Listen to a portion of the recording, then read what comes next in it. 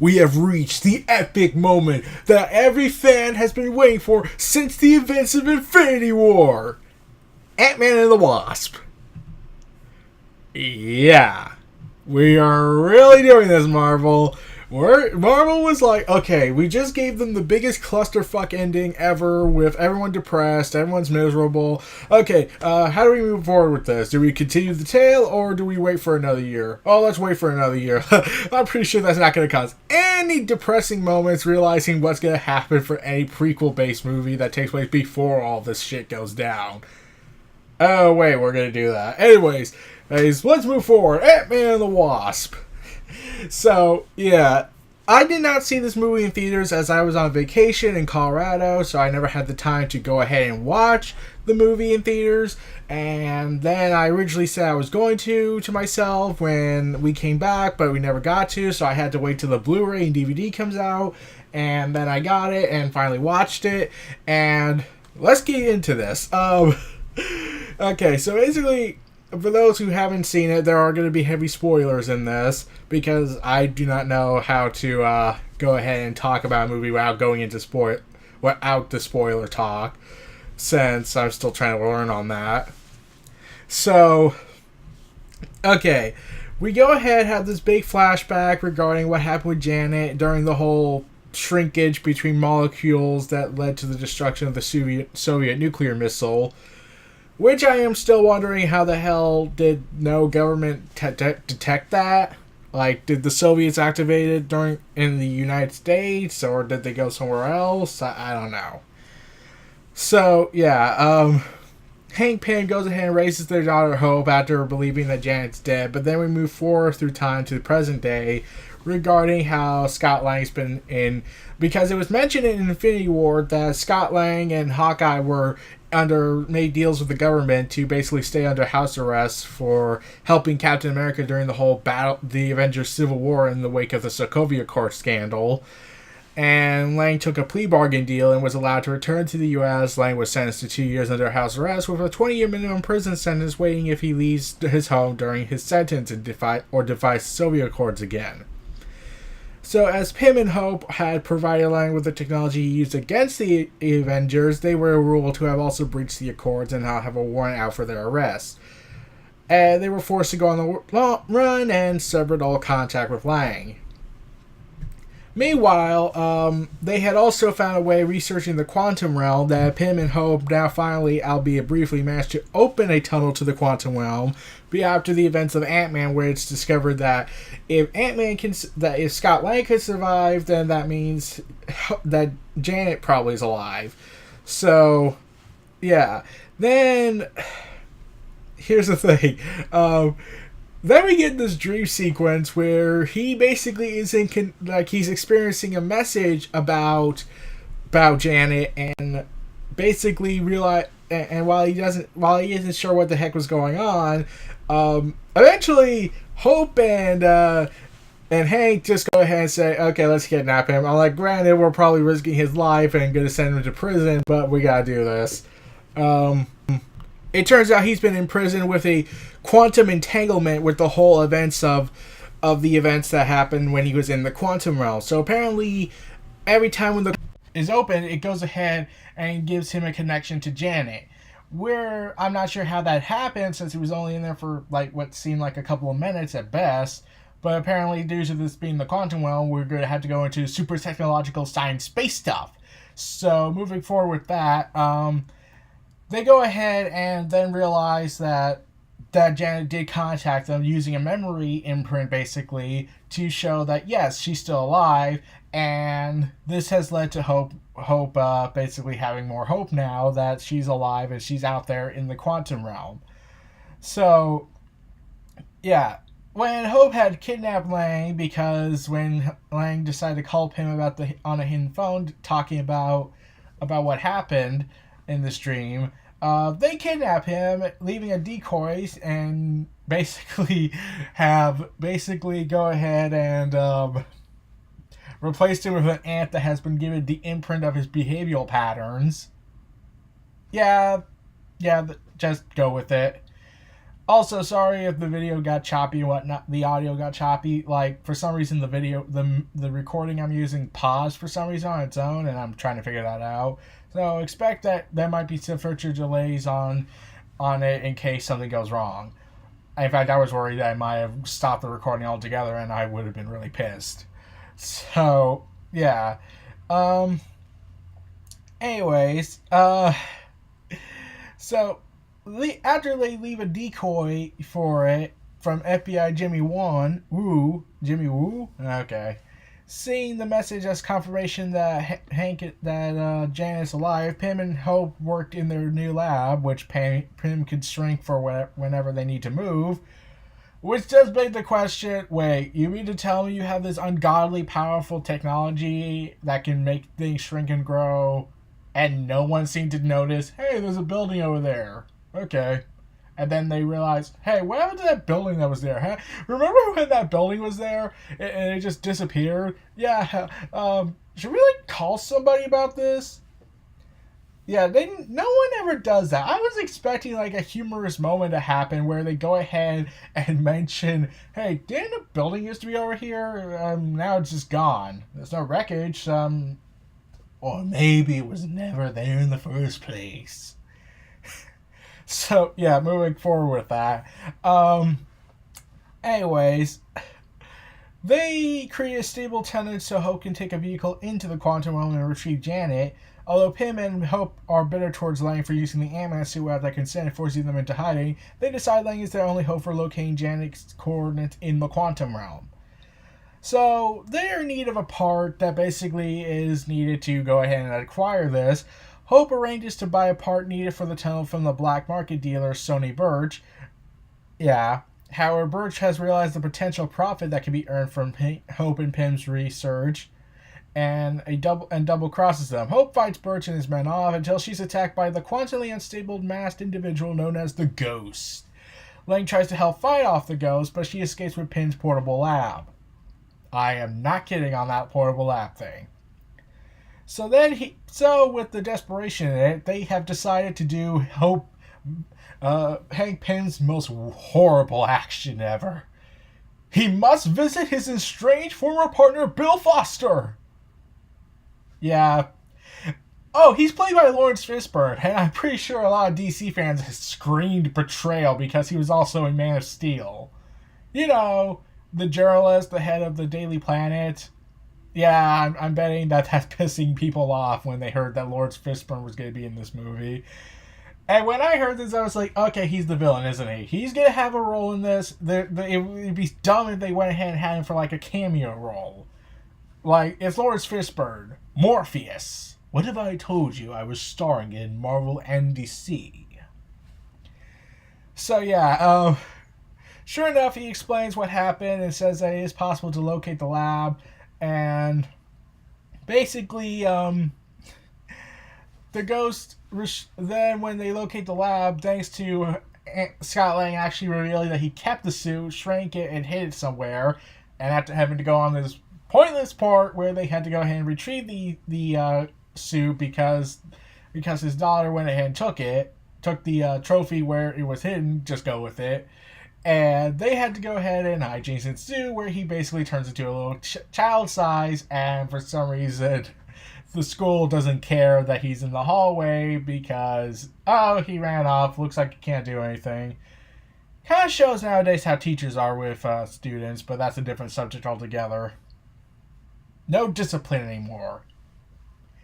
So, anyways, after the Ghost goes ahead and restrains Lang, Hope, and Pym when they arrive, and reveals herself to be Ava Starr. Her father was a former partner of Hank Pym's lab who was dishonorably discharged, was given a disgrace, and was kicked out. Had accidentally killed himself and his wife during a quantum experiment that caused Ava's unstable state, and Foster reveals that he's been helping Ava after the incident. Who they plan to cure using Janet's quantum energy, believing that this will kill Janet in the quantum realm. Pym refuses to help them, and the trio manages to escape. Yeah, here's the thing about this scene. I actually really understand what they're having their issue. They're reaching the desperation stages. She's going through a quantum deconstruction. and they're at this desperation point, like, I have to do this. We have to do this. And, like, okay, did they finally say, hey, let's actually give our villains actual motivation to actually be villains, but they believe they're doing the right thing? So, yeah, it started with Thanos. We got Loki, we got Thanos, we got Zemo, we got, let's see, now we got Ava Starr and Lawrence Fishburne. Bill Foster. So, yeah. So, after they escape, opening a stable version of the tunnel this time, Pym and Hope are able to contact Janet, who gives them a precise location to find her, because actually it turns out that she's controlling Scott Lang this time, making hilarious comedy when he basically is talking about when Janet is controlling Scott, and at least some hijinks. But it explains how to find the location and how they only have 2 hours before the unstable nature of the realm separates them for centuries. Birch learns their location from Lang's business partners, Lewis, Dave, and Kurt, and informs them of make contact at the FBI. And okay, Lewis and the others, they were hilarious in this movie. They were just absolutely fun to have dealing with. Like, it was just so funny to see them act the way they do. Like, they were told that they weren't going to be given as much improvisation, but they keep going in and having this debate about, that's true serum. No, it's not! And whatnot. And yeah, I'm trying to wonder, wait, you need to tell me you don't, you have a sample of the Chew Serum, as far as I know, and you're not ever going to use it for your business venture. Like, this could really help stop crime in its tracks. Unlike you can't stop Thanos, but that's a different subject. So, afterwards, so Lewis warns Lang, who then confesses to Hope and Pym, which angers them and prompts them to sever ties with him again because they're kind of assholes at times. Like, honestly, basically what they're saying is, hey, let's go ahead and ruin your life just to fulfill our sad desires. I'm like, granted, we're trying to get our mother/wife back, but, like, our needs outweigh yours because you want to be with your daughter. So, yeah, Lang is forced to rush home before Wu can see him breaking his house arrest. This leads Pym and Hope to be arrested in hilarious fashion when they shrink the building down and realizes that, yeah, it's a massive police force. And their lab is taken by Birch, by an FBI agent, but then he's subsequently knocked out by the ghost. Back at home, Lang is convinced by his daughter, Cassie, to rescue Hope and Pym despite the risk, promising that she'll love him no matter what happens. Aww, Cassie's adorable. So anyways, back regarding Cassie, she becomes a superhero in the comic universe and is promptly killed off, resurrected, and at least in some dark moments. Yeah, I probably gave you a hint where they might go with this if they really are committed to bringing Cassie as, like, an eventual sidekick, because she is reportedly scheduled to come back in part 2 of Infinity War, and she's going to be much older, which means time has passed since the ending of this film and the Infinity War event. Lang is soon able to help him and Hope escape custody, and they steal the lab back from Birch, leading to a crazy car chase scene with tiny little cars, Hot Wheels. Hilarity ensues. Lewis helping the gang, the business partners, Lewis, Dave, and Kurt helping, and basically Lang and Hope distract Ava while Pym enters the quantum realm to retrieve Janet, but end up fighting Birch and his men, allowing Ava to begin the process of taking Janet's energy. And a car chase ensues across the streets of San Francisco, ending at Pier 39.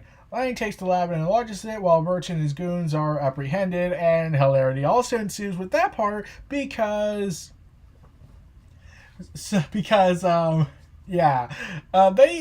come to realize that, oh my god, this is Truth Serum. What can you say about that? So, yeah, afterwards, Lawrence Fishburne, a.k.a. Bill Foster, a.k.a. Morpheus, a.k.a. whatever his names are, goes ahead and tries to have a second conscience, saying there has to be another way instead of killing somebody. And he's not really the villain of the story. Neither is really Ghost. Like, you understand why Ghost is doing this, why Ava's so desperate, because she's about to break down. Her quantum problem is currently destroying her, and she's in a desperation stage. It's like Thanos. Like, he had seen what happened when overpopulation happened to his world, so he's in this desperation stage to make sure it never happens again to any other world, albeit going about it in the worst way possible by going ahead and killing half the population of the universe, if not the multiverse, if there is an established multiverse in the MCU. So, yeah, during all this, Pym encounters Janet in the quantum realm after various craziness happen, and I'm just wondering, it'd be kind of interesting if we had a villain who was from the quantum realm and they accidentally bring him or her out, but that's a different theory altogether. Ava attempts to sabotage their return, but when Lang and Hope intervene, she is stopped. Janet voluntarily gives some of her energy to Ava to stabilize her condition, and they have to run off. But Lang returns home once again in time for Suspicious Root to release him at the end of his house arrest. He then happily reunites with Cassie and his former family, while Hank restores the family home, which he has shrunk and was hiding, on the beach for him and Janet. Aw, that's a happy ending. So much happiness. Like, Ant-Man got Scott Lang's with his family again, with his daughter, and they even do a home movie theater with them shrunk down. Hope and Scott Lang are back together. Hank and Pym are finally reunited and finally get that home on the beach. Too bad the mid-credit scene goes ahead and kills our happiness with saying that this movie was basically all for nothing. In the mid-credit scene, Lang once again ventures into the quantum realm to collect particles to help Ava's condition. While mentioned by Hank, Janet, and Hope, monitored, although he's successful in returning the harvesting of the particles, Hope's countdown to bring him back suddenly cuts out. Yeah, everyone's wondering what the hell's going on, and then you realize, wait, this came out after Infinity. Oh, crap. You see, Hank, Janet, and Hope have all been turned to dust, leaving Lang trapped in the quantum realm. Yeah, so Janet was back for like at least a couple of days at best, and now she's dead again. And then we get a post-credit scene, the oversized ant that was been throughout the movie plays the drum kit in Lang's house while the television is broadcasting a state of emergency. Well, no shit, it's a state of global emergency. It's in fact a state of universal emergency. So, yeah, Lang's trapped in the quantum realm, but this does lead to a very, very, very, very, very, very, very big plot hole, I'm wondering. This all takes place during the events of Infinity War. Did social media just not exist to them? No, seriously. All throughout this, I was wondering, okay, so where are they going to even tie in Infinity War by mentioning, oh, wait, the Avengers are fighting in New York, there's aliens attacking. Oh, there's a war going on in Wakanda, because Wakanda has already been revealed to be this highly powerful nation, but no, they don't mention it whatsoever. So, I was wondering where the hell did social media go for them? At least Hank Pym and Hope can make the argument that they're on the run, so they have no time. But Scott Lang was in custody and should have had access to social media at the very least, unless what? Did the police, FBI say that, oh, we can't let you have access to social media because we're kind of dicks like that? But yeah, I was just wondering what the hell was going on. Like, how it should have ended of it, like, even Scott Lang is on social media and realizing reports about what's happened in New York and Wakanda, and I'm just like, why wasn't this explained? Okay. And the actress who plays Hope actually admitted that there was an actual physical scene of them turning into dust. However, they said they didn't know what happened in Infinity War yet because this was filmed prior to Infinity War, but they just knew that Thanos would win, as far as I know. And originally they were supposed to show them turning into dust, but it went way differently apparently, and they cut that out. So they were glad that happened, that they cut it out. But yeah, I just left like, wait, so either way we're given two different types of dust. Normally you would see them turning into dust and then they would react, they would see it, and then basically they would disappear. But like, no, like they're talking, they're active, they're doing their activity, and then they just suddenly boop poof turn to dust. So yeah, someone probably will try and say that this movie was basically all for nothing just to get Scott Lang trapped in the quantum realm. And really, I think the Quantum Realm is going to play a major role in Infinity War Part 2 because until they announce the title of the movie, be it Avengers Annihilation, Avengers Assemble, or Avengers subtitle here. And yeah, because you could make the argument that, wait, maybe Scott Lang was spared because he is in another realm and not really the physical world. Maybe that helped him. But at the same time, you're not really sure because there's a 50-50 shot every character in the entire universe is going to get turned into dust. 50% will live, 50% will die. It's a random draw. So basically, it's the flip of a coin. Basically, Thanos is Harvey Dent and Two-Face. So yeah, we're left to wonder what's gonna happen to Scott Lang. He's clearly gonna have a role. In fact, I thought Hope was gonna live. Like I had a feeling Hank and Jan were gonna die, but I thought Wasp was gonna survive because she's in Avengers 4. I thought she was gonna have a big role in it as well. Like you would think she would want payback on Thanos for killing. Basically, after reuniting the family, they're all dead now. But it looks like they went in a different direction, and now Scott Lang's by himself. And his daughter's currently unknown state. Like, she could be dead. Though, since I just said that there's going to be a time gap, apparently, since the actress who's going to play Cassie is going to be 17, which means, if I'm to guess, that means 7 years have passed since the events of Infinity War before they travel back in time and try to correct all the mistakes that happened. That's at least my theory. So, yeah, this movie was fine. It was a very much needed emotional break we needed after the horrendous torture we were put through due to the events of Infinity War. But, to see how it all ends once again, to go ahead and basically kick us in the balls again and basically say, "Fuck you, happy ending," by Marvel. So, yeah, basically the only film that's so far going to have some semblance of a happy ending is Captain Marvel, because this takes place in the 1990s, and we'll probably get that post-credit or mid-credit scene where she is in the future and they basically contact her about, oh yeah, by the way, the world's falling apart, so yeah.